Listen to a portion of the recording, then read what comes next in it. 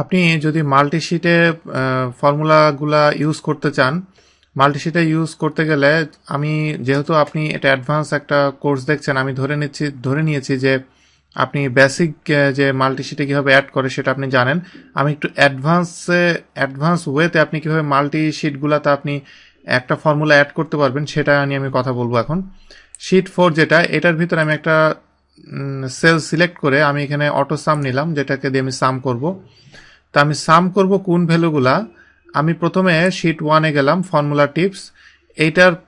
এইটা সিলেক্ট করা অবস্থায় আমি শিফট প্রেস অ্যান্ড হোল্ড, এবং এই অবস্থায় আমি 3 নম্বর যে শিটটা দেখতে পাচ্ছেন এটা সিলেক্ট করলাম। তাহলে দেখেন যে 3টা শিটই সিলেক্ট হয়েছে। এই অবস্থায় যে রিওয়ার্ডসের ঘরে, রিওয়ার্ডসের ঠিক ইমিডিয়েটলি নিচে যেই সেলটা আছে, এই সেলটা আমি যদি সিলেক্ট করি, তাহলে দেখেন যে এখানে এই যে ফর্মুলা যেটা তৈরি হয়েছে এটা কিভাবে তৈরি হয়েছে। এইটা কিন্তু তৈরি হয়েছে যে শিট 4-এর ভিতরে।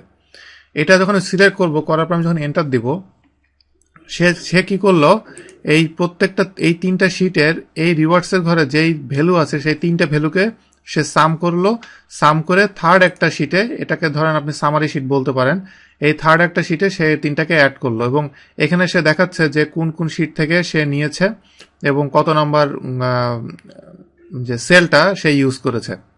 তো এভাবে আপনি মাল্টি সেলে আপনি এটা করতে পারবেন। আর আরেকটা ওয়ে আছে যে ম্যানুয়ালি আপনি সিলেক্ট করে দিতে পারেন, যেটা খুবই বেসিক একটা ওয়ে।